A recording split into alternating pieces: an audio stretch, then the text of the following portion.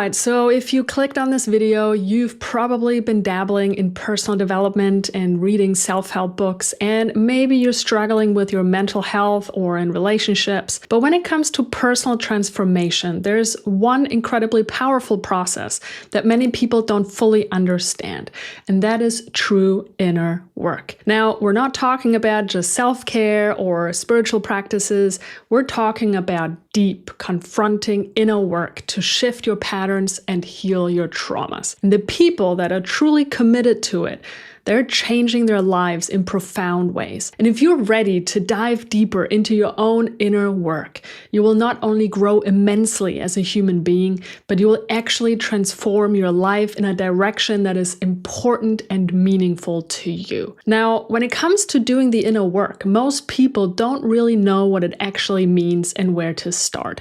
What are the best methods? Can I do it on my own? What are books that I should definitely read? Am I supposed to feel like crap while I'm doing it? These are all things I want to discuss with you in this video. Plus, I will give you a roadmap and practical tips, including a couple book recommendations to get you started. If you're new here, welcome. I'm Conni Biesalski, a nervous system specialist, a somatic trauma practitioner, as well as a breathwork and meditation teacher. And on this channel, we explore the tools and strategies to help you recover from chronic stress, anxiety, and trauma so that you can live a happy and joyful and peaceful life. I've personally been doing my inner work since 2012, which is when I was called in for inner work duty after a very devastating breakup. I didn't really have a choice but go inwards because my pain was so excruciating. And up until then, I was mainly hovering on the surface of my experiences in life, really, like pre-2012. I was basically sleepwalking through life, projecting all my issues outwards and expecting the world to adjust to me, normal. In the beginning, I thought I could take care of this whole inner work thing in a year. Literally, that's what I thought, and it was obviously highly naive looking back. That just tells you my level of consciousness at the time. The first few years were intense and exciting, then it got deeper and deeper and deeper, and today it's just kind of part of life. I keep doing my inner work, it's part of my lifestyle, and I go deeper whenever it's called for. It hasn't been smooth sailing at all, but it's been so worth it, and I would never want to go back to pre-2012. So, what is inner work? Inner work is the process of getting to know yourself on a deeper level and addressing the core issues that shape your life so you can come back into alignment. It's about exploring your thoughts, your emotions, and unconscious patterns to heal and grow healthier relationships, really, because that's what life is about. And not just with other people, but especially with yourself. And it's about creating a life that is in resonance with your core essence and who you are. And at its heart, inner work it's a journey of waking up from the deep sleep of conditioning and programming that often drives our behaviors and beliefs. It's about uncovering what holds you back, your inner blocks, your complexes, your triggers, and owning these parts of yourself rather than letting them unconsciously control your life. So for example, if you're asking yourself, why can't I keep up a daily meditation and breathwork practice? Rather than reading James Clear's Atomic Habits, dive into your psyche and do some parts work. Or if you struggle with anger issues and being reactive, maybe it's time to explore your childhood. So it's really about going from symptom management to diving deep into the root of your issues. Inner work invites us to consciously reflect on ourselves and actually look at ourselves and be honest with ourselves. I find journaling is a great way to do that. We can't really hide on the page, especially if you're doing like stream of consciousness journaling. But it also means integrating fragmented or split off parts of ourselves, like the wounded aspects of your inner child or suppressed emotions. It's a process of sorting through your mental and emotional programming, your projections, and the stories that you've carried throughout your life. stories that might not even be your own, right? We just take them as given. And it's important to realize that our early experiences in life affect everything about us.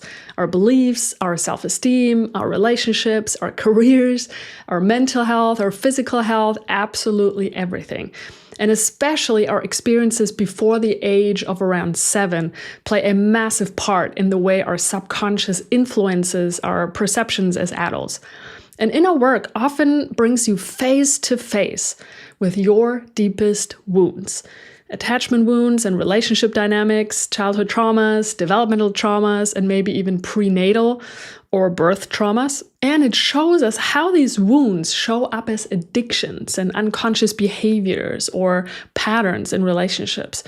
So, for example, if you just went through a difficult breakup and you feel abandoned and rejected and you feel betrayed, likely what's been being triggered is a core emotional wound from childhood that never fully got dealt with or expressed or processed. And so the triggers you're experiencing now are echoes from those experiences in the past.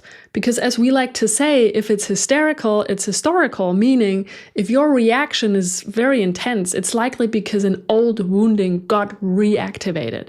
So the invitation is to reclaim these lost parts of our childhood and then reparent these younger wounded aspects of ourselves with compassion and with care. And healing our relationship with our family is the most important work we can do. It doesn't mean that you have to make an effort to create a healthy relationship today if that's not something you want to do. And sometimes that might not even be, the best thing to do. But it does mean to go back and heal these parts of yourself that got wounded on your journey when you were growing up. And in the process, you will find that your relationship to your traumas change. And that's really the intention of inner work. And the cool thing is, as you move deeper into your inner work journey, you also begin to identify what keeps you from living your full potential and aligning with your dharma, your life's purpose. Because if you're not living the life that you want right now, there's likely unconscious patterns and beliefs and traumas that are contributing to the struggles. It's like clearing the system, because then you can show up with authenticity and create belief systems and dynamics and relationships and boundaries and agreements and principles that are more in alignment with who you actually are. So really, it's like intentional lifestyle design at the end of the day. Whereas if you're running your life based on your old software, you're living out the default program. And, if we don't do any inner work, we basically stay stuck in cycles of unhealthy relationships, of self-sabotage, of stress. And we essentially keep living a life run by the consciousness of a 5-year-old, meaning our old programming and traumas are essentially running the show. And so what's also cool is the inner work that you do affects every aspect of your life, as well as every person that you come in contact with. Meaning every person that you interact with gets to reap the benefits of your inner work. Now, some of us are called to the inner work by the teacher of pain. That was the case for me, and I think it's the case for many people. Moments of crisis are big invitations to go deeper. Some people follow it and others don't. Some just don't. Nope, let's not go there. And other people, they're a little luckier maybe. They don't need the teacher of pain, but some people are called in by their inner daemon, their guardian spirit, right? It's their curiosity. They just want to get to know themselves deeper. And I have met people like that before. They didn't have major, traumas in their lives, but they are eventually realizing that, there's a lot of conditioning that might need some undoing and some unlearning. When we're actually doing the inner work, the true, deep, confronting inner work, there is no more emotional and spiritual bypassing possible, because this work is not about chasing bliss. It's not about chasing peak experiences. True inner work is uncomfortable and it's challenging. That's why it's called work, right? It's not a walk in the park. It can be exhausting and it can be really intense, and it usually goes in phases of ups and downs, and it is work at the end of the day. Now, let me give you a roadmap for your inner work journey, kind of like a step-by-step guide, if you will. So The first step is that we need to slow down and we need to create space to do this inner work. We have to stop the incessant busyness and all the distractions that keep us from actually going inwards. So ask yourself, how can I slow down a bit? How can I create space in my days to actually make time to contribute to my inner work? And then the second step is, and that's how you basically fill that new space that you're creating, and that's just one step, right? That is one part of it, is I highly recommend you do some psychoeducation, especially anything that's not a YouTube video. Instead, read books. Some of my favorite recommendations for you to get started with is The Myth of Normal by Gabor Mate, highly recommended. Then Self-Therapy by Jay Earley, it's all about parts work. And in addition to that, definitely also read No Bad Parts by the founder of Inner Family Systems, Richard Schwartz. Also, highly recommended is to learn about trauma. So read the book Waking the Tiger by Peter Levine, the founder of Somatic Experiencing. And lastly, another really good book to understand your nervous system and how it relates to trauma and everything is Our Polyvagal World by Stephen Porges. So those books should really get you started to learn about how the psyche works, how trauma works, the nervous system. Get those and get started. Reading, I highly recommend reading at least like 30 minutes a day. I like to read anywhere between 1 and 2 hours at least.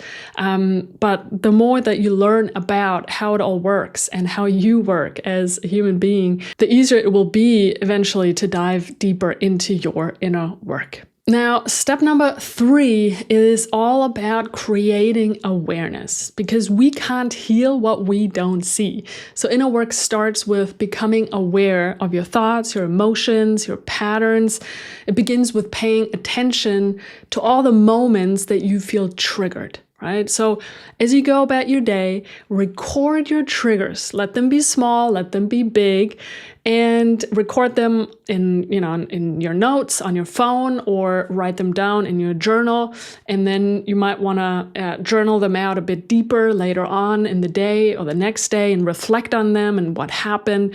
This is a great way that you can create more and more awareness where the triggers are hiding and where your shadows are hiding. And those are points that will help you to eventually go deeper.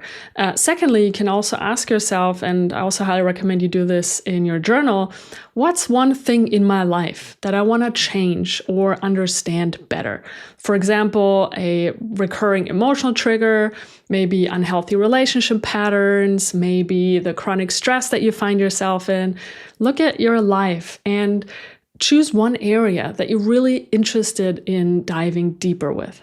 Now, step number 4 is really important, but many people bypass this one, and that is building somatic awareness and building capacity in your body to be with, activating sensations and stress in your body. And so the first step really is to find ways that help you to really reestablish a relationship with your soma, with your body, right? We also call this interoceptive awareness, but it's all about relearning the language of your body. Right? It's learning, how does your body communicate to you? It's relearning to feel its sensations and hear its messages. And, you can do this through breath work and regulating practices that help you to slow down and really connect to your body via the breath. There's many other somatic practices out there these days, movement practices, Qigong, Yin yoga, and, anything that helps you to feel your body more. This is a really important prerequisite for the next few steps. And so the next step, number 5, is learning to regulate our emotions and finding inner balance. And so we can do this through nervous system work. We can do this by doing conscious connected breathing, like transformational breathwork sessions. We can do this by learning to express our emotions safely. And one great modality is focusing by Eugene Gendlin. It's a really beautiful way. It's kind of like a process that you can go through to reestablish a connection to your emotions and learn how to process and express them. And so this is a very important part on your inner work journey, is to really reconnect to your emotions, learn how to express them in a way that you don't feel threatened, and really learn how to go through and ride the wave of an emotional cycle. And step number 6 is, well, it's the last step, but really it's just kind of the culmination of it all. We kind of laid the groundwork, and now it's time to heal your past wounds. And I highly recommend to work with a therapist or a coach that's trained in somatic experiencing or NARM or maybe Hakomi, anything that goes beyond just talk therapy or behavioral therapy. Now, in therapy or coaching sessions, it's not just about healing your childhood traumas. It's really also a space for you to bring in your triggers that you come across in your daily life and that you learned to note down and journal about. And you can bring them into your sessions and work on them. And that is so powerful. And that's what I do regularly still. I still do therapy and coaching sessions every couple of weeks or sometimes once a month. And it's just a very awesome way to just keep at it and to go deeper and deeper and deeper through the layers of our psyche and our bodies. And another wonderful way to do this is parts work, as mentioned before.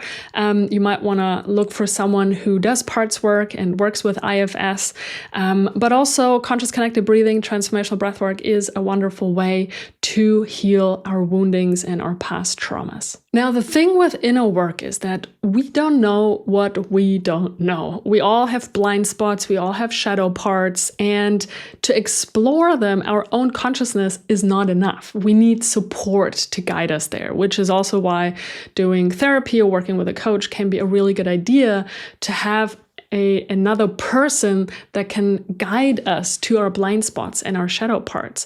But there's a few more helpers or guides that we can use to explore our unconscious, our shadow parts and blind spots. And that is number 1, through altered states of consciousness. And one way to access these altered states of consciousness is through, for example, psychedelics, through conscious connected breathing, transformational breath work. And in these states, we have the ability, because we suddenly have maybe a new perspective on things. We suddenly have access to emotions and memories that we didn't have before. So that can be a great way to dive even deeper. Now, another way to explore our shadow parts and our blind spots is dream work, meaning analyzing your dreams. And there's this really cool book by Robert Johnson. It's called Inner Work. And I highly recommend you explore your dreams. It's a very fascinating world. And I keep learning about my dreams a lot. I have them analyzed every now and again because it's just so fascinating. And it opens up a world that, is really only accessible to us at night when we're sleeping. And sometimes we remember parts of our dreams. But if we learn how to actually remember our dreams and record them and document them, and then learn how to analyze them and go through the dream work process, it's absolutely fascinating and so helpful on our inner work journey. Now, I do think it's important to say that inner work is a lifelong process. It's not a quick fix. Back then when I thought I could do all this in a year, well, it's been 12 years now. And I'm still doing my inner work, and I'll continue to do it for the rest of my life. And you're probably gonna, revisit the same wounds as you grow, but each time with more depth. Sometimes we feel like we're stuck and we're not moving forwards at all, but that's not what's going on, right? It's not a circular process, it's a spiraling process. So yes, you might sometimes find yourself being stuck and having to go into the same wound or the same trauma over and over again. And I have had to revisit some experiences in my life over and over again. And sometimes I'm like, gosh, I've already been there so many times. And when I go back in, there's another layer that wanted to be uncovered and explored. And that's where the magic is. Now, one note of caution. There is something like an inner work addiction, and I've seen many people who get addicted to this work. They feel like they're never good enough. They have to keep on doing more healing work and more healing work so that they can finally attract a healthy relationship or create the life they want, and they just have to keep going and going and going. And that's not what this is about. However, if this is your experience or you find yourself in that experience at some point, then this could be a really interesting place to go deeper in and of itself, right? And see what's there. What is that belief that makes you get so obsessed about your inner healing work? Now, I highly recommend you take breaks every now and again and don't read any books and do no workshops and just have fun and play and enjoy life, because it's not about not enjoying life while you're doing the inner work. We can do the inner work. And of course, sometimes it's really intense and painful and uncomfortable, but we can do the inner work and also enjoy our lives. The both actually go together too. And I think that's really important to say. I keep doing my inner work and I'm having fun living my life. You don't need to be fully healed to attract a great partner or create a thriving business. There is no fully healed, okay? Now, I just wanted to make this one very clear. All right, now that you have a broad overview of what inner work is and how to get started, check out my full guide on how to heal your emotional traumas and past woundings for good. It's somewhere around here, and I'll see you soon. Bye.